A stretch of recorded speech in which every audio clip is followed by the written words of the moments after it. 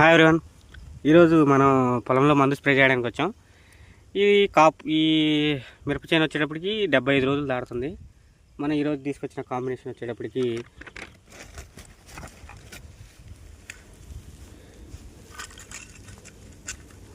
డిలిగేట్ తీసుకొచ్చాం.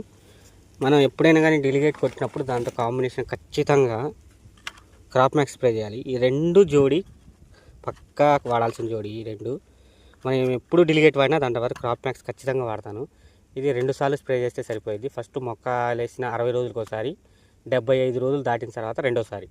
2 సార్లు స్ప్రే చేస్తే డిలిగేట్ బీభత్సంగా మొక్కలకి సంరక్షణ ఇస్తూ ఉండిద్ది.